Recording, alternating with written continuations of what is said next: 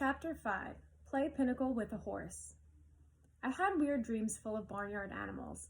Most of them wanted to kill me. The rest wanted food. I must have woken up several times, but what I heard and saw made no sense, so I just passed out again. I remember lying in a soft bed, being spoon-fed something that tasted like buttered popcorn, only it was pudding. The girl with curly blonde hair hovered over me, smirking as she scraped drips off my chin with the spoon. When she saw my eyes open, she asked, "What will happen at the summer solstice?" I managed to croak. "What?" She looked around as if someone would overhear. "What's going on? What was stolen? We've only got a few weeks." "I'm sorry," I mumbled. "I don't—" Somebody knocked on the door, and the girl quickly filled my mouth with pudding. The next time I woke up, the girl was gone. A husky blonde dude, like a surfer, stood in the corner of the bedroom, keeping watch over me. He had blue eyes, at least a dozen of them on his cheek, his forehead, and the back of his hands. When I finally came around for good, there was nothing weird about my surroundings, except that they were nicer than I was used to. I was sitting in a deck chair on a huge porch, gazing across a meadow at green hills in the distance. The breeze smelled like strawberries. There was a blanket over my legs, a pillow behind my back. All that was great, but my mouth felt like a scorpion had been using it for a nest. My tongue was so dry and nasty, and every one of my teeth hurt. On the table next to me was a tall drink. It looked like iced apple juice, with a green straw and a paper parasol stuck through a Marciano cherry. My hand was so weak, I almost dropped the glass once I got my fingers around it. "Careful," a familiar voice said. Grover was leaning against the porch railing, looking like he hadn't slept in a week. Under one arm, he cradled a shoebox. He was wearing blue jeans, Converse high tops, and a bright orange t-shirt that said Camp Half-Blood. Just plain old Grover, not the goat boy. So maybe I'd had a nightmare. Maybe my mom was okay. We were still on vacation, and we'd stop here at this big house for some reason. "And you saved my life," Grover said. Well, the least I could do." I went back to the hill. "I thought you might want this." Reverently, he placed the shoebox in my lap. Inside was a black and white bull's horn, the base jagged from being broken off, the tip splattered with dried blood. It hadn't been a nightmare. "The Minotaur," I said. Percy. It isn't a good idea. That's what they call him in the Greek myths, isn't it?" I demanded. "The Minotaur, half man, half bull." Grover shifted uncomfortably. "You've been out for 2 days. How much do you remember?" "My mom. Is she really?" He looked down. I stared across the meadow. There were groves of trees, a winding stream, acres of strawberries spread out under the blue sky. The valley was surrounded by rolling hills, and the tallest one, directly in front of us, was the one with a huge pine tree on top. Even that looked beautiful in the sunlight. My mother was gone. The whole world should be black and cold. Nothing should look beautiful. "I'm sorry," Grover sniffled. "I'm a failure. I'm the worst satyr in the world," he moaned, stomping his foot so hard it came off. The Converse high top came off. The inside was filled with styrofoam, except for a hoof-shaped hole. "Oh, sticks," he mumbled. Thunder rolled under the clear sky. As he struggled to get his hoof back in the fake foot, I thought, well, that settles it. Grover was a satyr. I was ready to bet that if I shaved his curly brown hair, I'd find tiny horns on his head. But I was too miserable to care that satyrs existed, or even minotaurs. All that meant was my mom really had been squeezed into nothingness, dissolved into yellow light. I was alone, an orphan. I have to live with Smelly Gabe? No, that would never happen. I would live on the streets first. I would pretend I was 17 and join the army. I'd do something. Grover was still sniffling. The poor kid, poor goat, satyr, whatever, looked as if he expected to be hit. I said, "It wasn't your fault." "Yes, it was. I was supposed to protect you." "Did my mother ask you to protect me?" "No, but that's my job. I'm a keeper. At least, I was."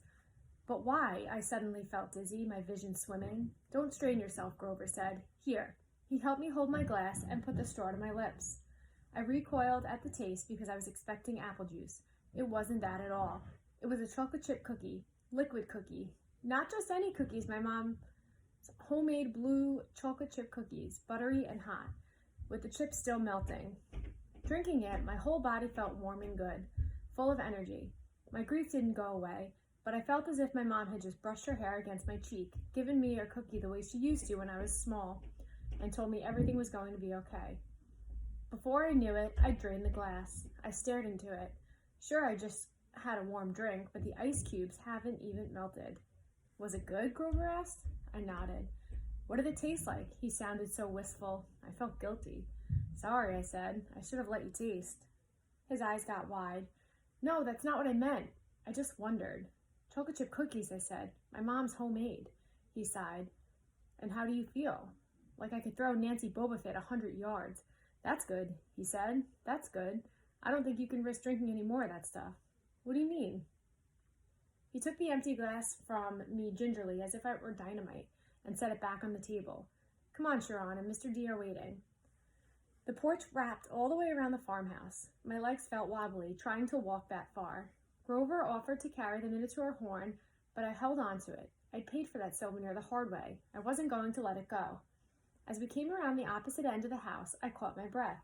We must have been on the north shore of Long Island, because on this side of the house, the valley marched all the way up to the water, which glittered about a mile in the distance. Between here and there, I simply couldn't process everything I was seeing.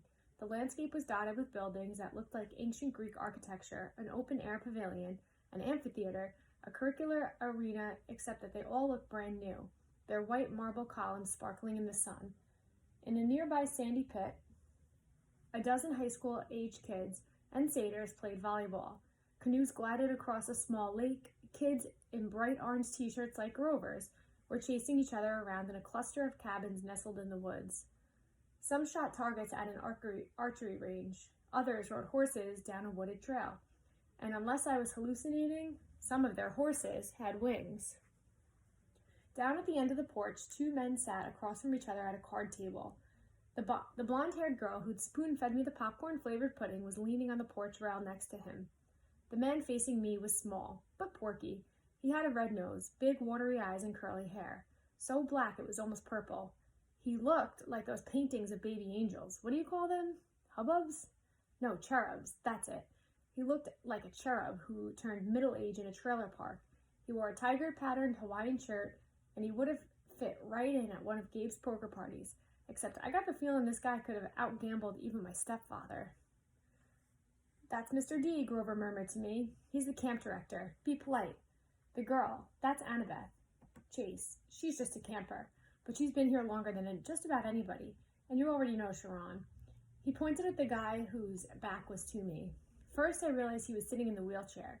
Then I recognized the tweed jacket, the thinning brown hair, the scraggly beard. Mr. Brunner, I cried. The Latin teacher turned and smiled at me.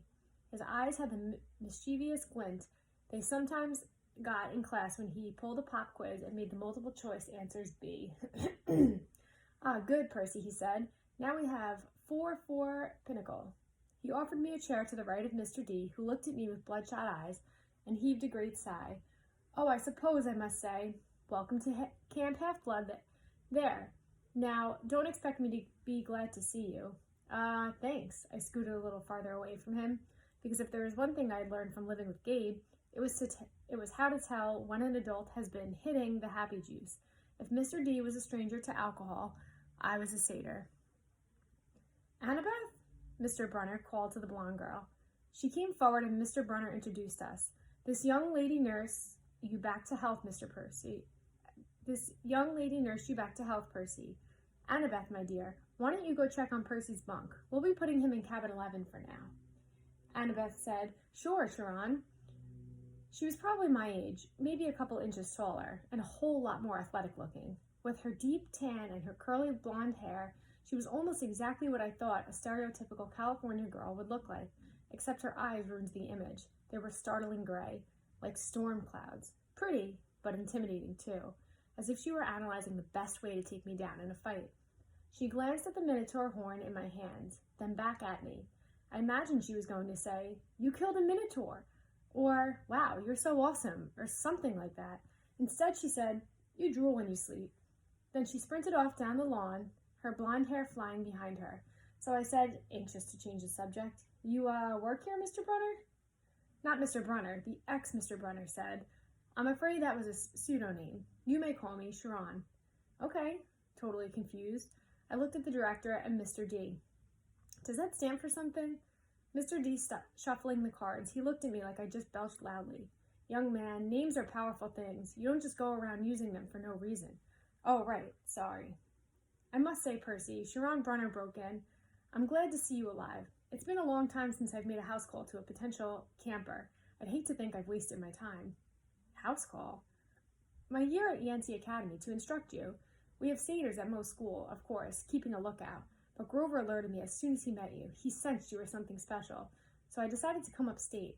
I convinced the other Latin teacher to take a leave of absence. I tried to remember the beginning of the school year. It seemed like so long ago.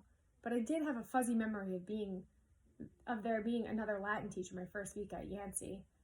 Then, without explanation, he had disappeared, and Mr. Brunner had taken the class. You came to Yancey just to teach me? I asked. Sharon nodded. Honestly, I wasn't sure about you at first. We contacted your mother, let her know we were keeping an eye on you in case you were ready for Camp Half-Blood. But you still had so much to learn. Nevertheless, you made it here alive, and that's always the first test. Grover, Mr. D said impatiently, are you playing or not? Yes, sir, Grover trembled as he took the fourth chair, though I didn't know why he should be so afraid of a pudgy little man in a tiger print Hawaiian shirt. You do know how to play pinochle. Mr. D eyed me suspiciously.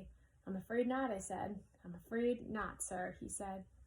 Sir, I repeated, I was liking the camp director less and less. Well, he told me, it is, along with gladiator fighting and Pac-Man, one of the greatest games ever invented by humans.